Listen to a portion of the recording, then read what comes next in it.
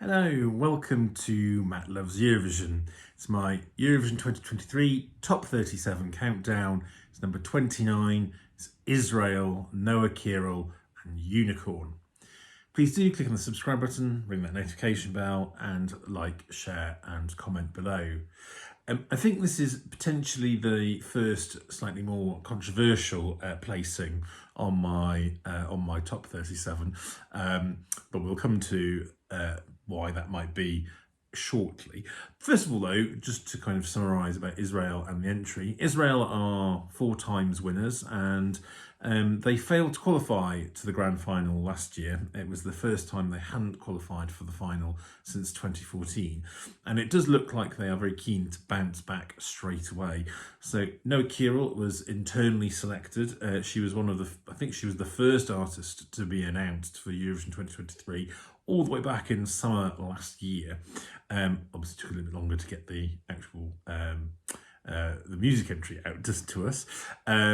She's already a well-known figure and successful in Israel. She's known as a singer. She's had a number of singles. She's a dancer. She's an actress and a TV host. So I think the thought is, will that pedigree propel Israel back to the final and perhaps maybe even be a contender for the win? So Noa, although she's just 21, she's got one of the most extensive CVs of any of the kind of Eurovision artists this year. She's had 9 singles that have reached the top 10 in the Israeli charts since 2017. She's appeared on quite a number of the TV talent shows, either as a guest or as a judge or a guest judge. So she's very familiar to the Israeli public. Now her song is a dance pop song, Unicorn, and it's one of those songs that could be it could actually be several songs, and it has a very Chanel-like dance breakdown in the latter third of the track. She's one of the co-writers of the song, but also one of the other co-writers, there's 4 co-writers for the song, was also a co-writer of Toy, which of course won for Israel back in 2018. Now, as I say, this relatively low placing, I mean, it's not right at the bottom, but relatively low placing will perhaps be one of my more controversial placing choices in my top 37, as this does seem to be quite widely popular, doing very well in the Eurovision scoreboard app, certainly. Perhaps not surprising because it's a female dance pop. But for me, I've never got to grips with that what I feel is quite a disjointed nature of the song. It does feel like 3, 4, 5 songs kind of melded into one, or going one after another. And I know this is something that's a bit of a trend recently to do that. Sometimes they work. Quite often, for me, sometimes they don't work anyway. And this is one of those ones where I don't like the way that the transition through. And it just feels that this is a song designed to be performed at the contest. Nothing wrong with that, perfectly legitimate.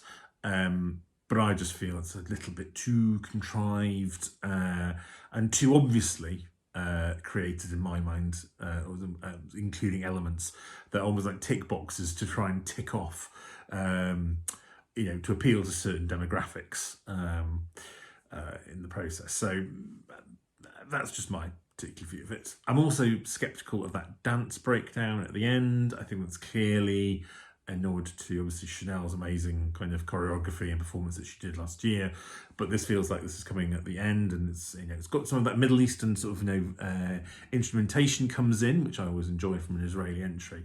But yeah, it just feels like that is just designed for a big moment in the performance at the contest. But maybe it's a bit too soon after Chanel, and will it be as good? Who knows? I mean, she's very experienced though. Now, as I say, I'm going against the tide of overall Eurovision fan opinion, given that this is certainly sitting either at 10th or 11th. I think it's in the top 10 of the Eurovision scoreboard app at the moment. She hasn't been to any of the pre-parties. In fact, I'm not even sure she was at the Israel calling, which is their home one.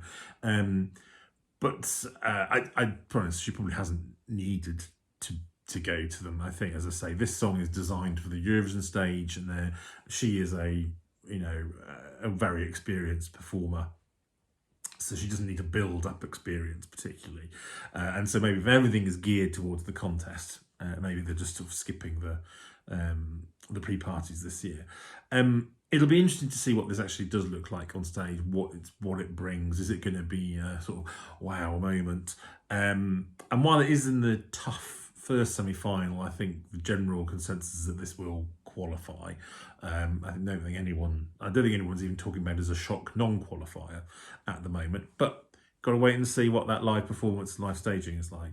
I think, assuming that she gets to the grand final, I think the result is going to depend on kind of what the kind of other balance or mix of songs that qualify and how then it matches up against that, and just how standout the performance is. I don't think this is going to be another win for Israel, but it'll be interesting to see how well it possibly could do in the grand final. But let me know what you think. I imagine you may well disagree with how low I place this, but yes, that's the joy of Eurovision. We all have different views about these things. But do let me know in the comments, and I'll speak to you again soon.